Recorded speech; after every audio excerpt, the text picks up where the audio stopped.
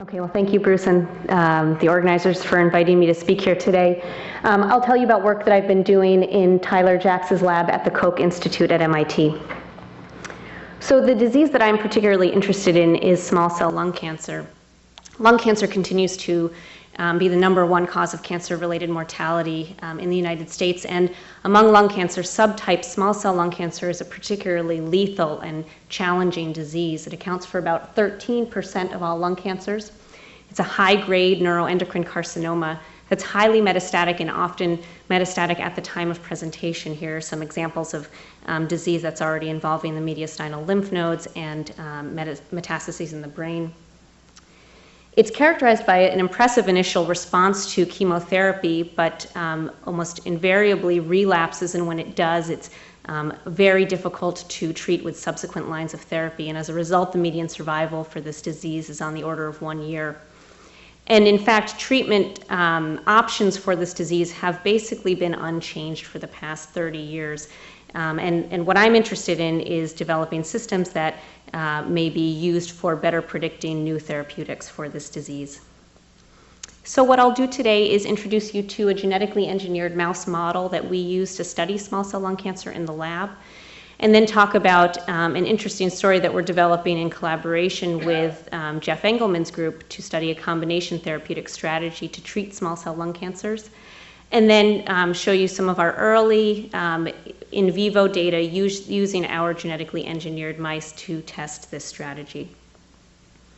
Okay, so as I mentioned, our research platform is a genetically engineered mouse model of small cell lung cancer. These animals are engineered such that they carry LOXP or floxed alleles of 2 key tumor suppressor genes, RB1 and P53. And this is a model that was actually originally developed by the Burns lab about 10 years ago. These floxed alleles are actually fully functional. Let's see if I can, there we go. These are fully functional in every cell of the animal until we introduce a Cre recombinase, and this enzyme works to act on these LOXP sites to delete key portions of these genes and leave these genes left in inactive form. And we direct Cre recombinase to specific cell types by actually introducing it via an adenoviral vector intratracheally into these mice, and actually specifically then direct Cre expression to neuroendocrine cells in the lung. And by doing this, we're able to specifically delete these genes just in pulmonary neuroendocrine cells.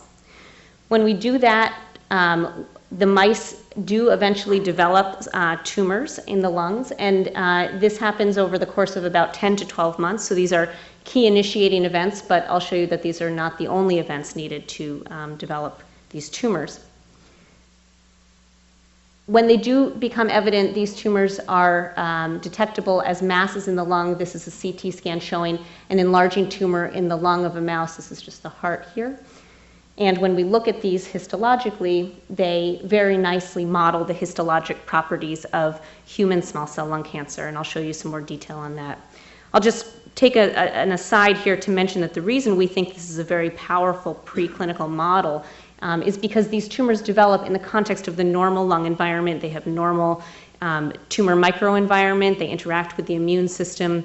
And we think that because of this, they may be more accurate preclinical models than, for example, xenografts that have traditionally been used to test therapeutics for this disease. Okay, so we can look at lesions as they develop in the lungs, and these are early lesions. This is an early lesion developing in the airway here by H&E stain, and a corresponding section stained for CGRP, which is a neuroendocrine marker. And here's a more advanced invasive lesion in the lung parenchyma, which is again retaining its neuroendocrine identity with a CGRP stain. We can also appreciate that these lesions are, like the human disease, highly metastatic. So here's an advanced lesion in the lung, which actually has a necrotic core, spreading via lymphangitic spread to the mediastinum and then hematogenously to the liver. We can also follow these tumors as they progress over time in the animal. So this is a very nice example that we have of an MRI of a particular animal followed over time, where you can see an enlarging tumor in the lung. and corresponding images of the liver initially look clean, but then if you follow those over time, you can see these growing metastases here, so just as we see in the human condition. Work by David McFadden in our lab has uncovered some of the genomic changes that these tumors undergo, and what we find is that in addition to the P53 and RB loss that we engineer into these tumors, they also acquire other mutations and alterations, including amplification of LMYC and NF1B, common amplification seen in the human disease as well, and a variety of point mutations. The point of showing you this is not at all to show you the particular genes that are mutated, instead to show you that if you look at a spectrum of tumors here, they each have their own unique collection of point mutations and alterations, which I think also models what we see in human disease and may become relevant as we think about using these tumors in preclinical therapeutic studies. Okay, so thinking about therapies, there have been a variety of signaling pathways and processes that have been described in small cell lung cancer cells and cell lines. And I'm not going to go into the details of these other than to say that there have been many different pathways that have been targeted with a variety of agents, and unfortunately a large number of phase 1 and phase 2 clinical trials have all been negative to date. The pathway that I'm going to focus on a little bit more today is a pathway involving the antiapoptotic family of BCL2 proteins. So you saw a schematic that looked a lot like this earlier today by Jeff Engelman. And this work is in fact work that we've developed in collaboration with his group. So this schematic is here to give you a refresher on the basics of the induction of apoptosis in the cell. This is the mitochondria schematized here. And apoptosis really comes down to the homodimerization of BACs and BAC at the mitochondrial membrane, which allows for release of cytochrome C. Now, the dimerization of these, or the oligomerization of these, I should say, is triggered and activated by BIM, which is a pro-apoptotic, which is in turn held in check by a series of anti-apoptotic proteins, including BCL2 and BCL-XL and MCL1.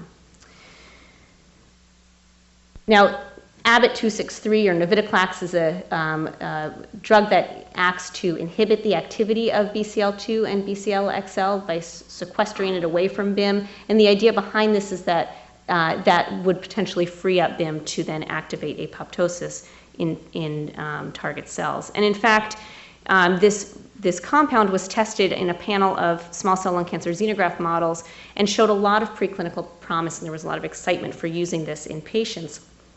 Fortunately, when this moved into clinical trials, what was found was that there was really not a very impressive response among patients in a phase 2 trial. So you can see the waterfall plot here, very different than some of the plots that we've seen earlier today. And because of this, this compound is no longer being moved forward in small cell lung cancer. So Tony Faber in Jeff Engelman's lab was interested in why this was the case, and he looked at BIM and MCL1 levels in a panel of small cell lung cancer cell lines compared to other tumors, and what he found was that small cell lung cancer cell lines tended to express higher levels of BIM and also higher levels of MCL1.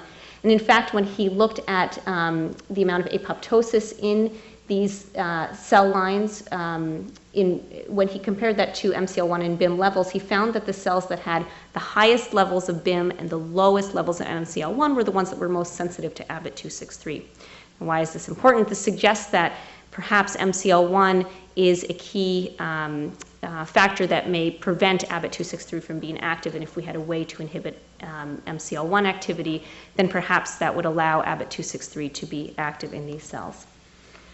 So he tested this hypothesis by actually using an mTORC inhibitor. mTORC1, as it turns out, is required for phosphorylation of 4-ABP1, which then in some cell types helps to induce translation of the MCL1 transcript. So if you inhibit mTORC1, this can reduce MCL1 protein levels in some cell types, and it's not clear why this is active in some and not others. But what he found is that when he looked at a panel of small cell lung cancer cell lines, in fact, by administering AZD8055, the TORC inhibitor, he did see reduction in MCL1 levels, and this was seen in a panel of different cell lines. So the idea, again, is that if you combine ABT-263 and AZD8055, you can fully free up BIM to enable BACs and BAC oligomerization, and induction of apoptosis. And what he found was that this was in fact the case when he looked at human small cell lung cancer cell lines, that there was synergistic induction of apoptosis, shown in black, in a panel of different cell lines when he combined these two compounds. And this effect was abrogated by overexpression of MCL1. So we went on to look at this in our mouse cell lines to try to understand whether we could expect the same results in our mouse lines. And what we found was that indeed in a series of our mouse lines, we saw a really dramatic effect by combining these two compounds. This is a dose-response curve of AZD8055, where the red curves show no addition of ABT-263, and in the blue we do add ABT-263. And you can see that the addition of ABT-263 really dramatically reduces viability in a series of these lines. And we've also shown that this is via mechanism of apoptosis. What's very interesting, I think, as just a sidebar, is that we don't see this in all of our cell lines. We only see it in a subset. And if you look not so carefully, it becomes very obvious very quickly at which cell types are sensitive and which aren't. You see a very obvious difference. The ones that are most sensitive are the ones that tend to grow as non-adherent neurospheres in the dish. And they also, if you look at gene expression, tend to express neuroendocrine markers such as MASH1, synaptophysin, and EpCAM. Now this is in contrast to lines that grow adherent to the dish and have very mesenchymal appearing properties, and in fact express very high levels of mesenchymal markers such as vimentin and snail, and are absolutely insensitive to the addition of ABT-263. These two lines that I'm showing you here are in fact derived from the same mouse tumor and are in fact clonally related pairs, and we've shown that by sequencing. So really it looks like there's some effect of an epithelial mesenchymal transformation on the sensitivity to this combination therapy, and that's something that we're very much interested in pursuing. Okay, so what about testing this in mice? I'm going to show you two different examples of how we have been testing this approach in mice. The first is what we are describing as GEMM-derived allograft system. This is analogous to a patient-derived xenograft. And the reason that we do this is because, as I showed you earlier, the tumors that develop in our small cell model, in fact, each develop their own unique set of genetic alterations. So what we'd like to do is to be able to take a single tumor, effectively clone it into a series of animals, and then test the effects of compounds in that cloned tumor. We like the idea of this as opposed to doing mouse transplants or xenograft transplants, because these tumors in the, in the way that we do this have never seen plastic. They've never been grown in tissue culture, and therefore they've never been undergone any sort of selection in culture or other alterations that tissue culture can induce. So when we do this, we find that we can actually very nicely clone tumors histologically, and we're looking into whether these in fact maintain the same genomic and gene expression characteristics. And then when we test our compounds then in a series of cloned tumors, what we find is much as we would expect, that combination of ABT-263 and AZD8055 really potently induces cleaved caspase 3 or apoptosis, as you can see here, and also importantly reduces the phosphohistone H3 staining, which is a marker of mitosis. So we think we're inducing both apoptosis and an inhibition of mitosis in these tumors. This is an example of one GEMM-derived allograft series of tumors where 2 of the tumors were treated with the combination therapy and 2 were untreated. And what you could see is that the untreated tumors continued to grow in size, whereas the treated ones really dramatically regressed. And when we looked histologically after only 14 days, what you can see is that the tumor that regressed really was almost fully replaced by a fibrotic stroma, whereas the untreated one continued to maintain a very nice, healthy, small cell lung cancer appearing histology. Looking overall at the tumors that we've treated so far with this GEMM-derived allograft system, you can see that the ones that have received the combination therapy have responded much better than the ones that have not. However, if you break this down into the different tumor clones, what you can then appreciate is that, for example, tumor 1 has been much more responsive to the therapy than tumor 2 or tumor 3. And the reason for this is unclear, but we think that the GEMM-derived allograft system actually may give us a nice mechanism or sort of way of testing hypotheses for why this may be the case. So we're now moving to doing, for example, RNA sequencing on these tumors compared to these and these to try to understand what are the gene expression differences that underlie this difference in sensitivity. And this is important because, again, thinking about moving combinations like this into patients, we want to be able to predict in advance who are the patients who are going to be best suited to respond. I'll just end by giving you a little bit of an example of what we're starting to see when we test this in the autochthonous model, so in the mice that actually develop the tumors in the lungs. And we're interested in seeing the range of response in these animals as, in parallel to doing our GEMM-derived allograft studies. And when we test our compounds in these animals, so far we've seen some very nice responses. This is an example that's sort of hard to see up here. Again, it may be easier to see on the screens on the side. But there's a tumor here that after 28 days of treatment has really dramatically regressed. And then another example here of a tumor in this lung here that then again has undergone significant regression after 28 days. So this is a very nice example of tumors responding to a therapy in this model. And this is a genetically engineered mouse model where therapeutics really haven't been tested in any successful way. So we think that this shows some promise for moving this approach forward. And again, we're hoping that we can use this system to try to identify what are the factors that make tumors best poised to respond to this therapy.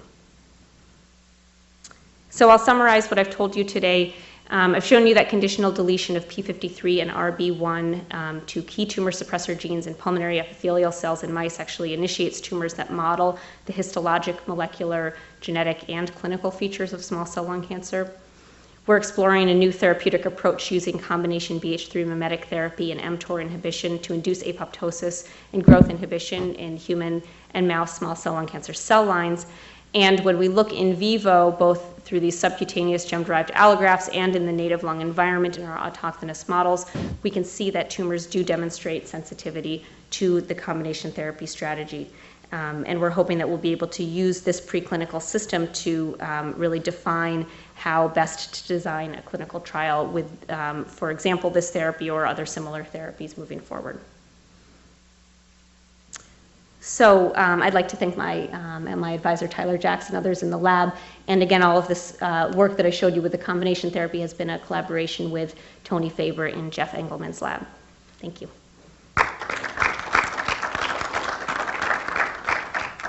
I guess the other model might be growing tumors directly from patients and immunocompromised mice. Have you tried that or to compare with your genetic model? Yeah, so we aren't doing that. There is a group led by a group at Hopkins that is trying to develop a series of patient-derived xenografts for small cell lung cancer. It's challenging because this is a disease that's very rarely surgically resected, so there's not a lot of sample available. So you have to work very closely with either the biopsy team or a surgical team to try to get tissue for that. Again, that does have some advantages over traditional xenografts in that those cells have never been cultured in a dish. However, they're still then grown in an immune-compromised animal. May or may not be relevant really for this type of therapeutic strategy, but for others where the interplay with the immune system and the tumor microenvironment are really relevant, the genetically engineered model may offer some advantages. Yes? So, I don't know if you were here this morning or not, but Jeff, talked about this idea of taking essentially every drug that's known that can affect this disease and not necessarily throwing them all in it at once in patients, but some combinatorial type approach. But here you could just ask the question. If you take everything that we've heard about and treat this illness simultaneously, do you affect any different outcome? Is that something you're talking about in your lab? You mean doing it directly in the mice? Or, so I think it's a theoretical possibility. It actually is not as trivial as it may seem in theory. Are you thinking about doing it? Well, I think we're thinking about doing it with a more directed approach, not so broadly. I think that it would require a large infrastructure to do on the scale that you're indicating, and that's something that may not really be possible to do in an academic lab with the resources that we have, because it would just require so many mice and so much resources. But I think it's a great idea if there are the resources available to do it. Okay, 2 more questions. I had a question about your combination studies that you did with the BCL2 inhibitor and the mTOR inhibitor where Yep. we saw synergy. If you substituted an allosteric mTOR inhibitor or a PI3 kinase inhibitor, would you see the same results? So I don't know about the allosteric inhibitor. The PI3 kinase inhibitor, I believe Tony has done those, and I think he has not seen that same synergy with the PI3 kinase inhibitor. Lou, did you have a question? Yeah. So in your model, or in general in the mouse models that are now engineered to be at least some of the lesions that are recurrent in human tumors, what is the findings on the heterogeneity within an individual mouse? Do you see the degree, if you do really deep sequencing, do you see these subclones that we see basically every time we look in humans? Yes, so in fact, we do see a great deal of heterogeneity within individual tumors, and we can identify subclones, for example, in a primary tumor that then become clonally amplified in a metastasis within a single mouse. So that same process of heterogeneity within a primary tumor and then clonal selection in metastases occurs in our mouse models. That's wonderful. Make Yeah. some better models. Yeah. Very powerful models. Okay, we better go on to the last talk. We're a few minutes late.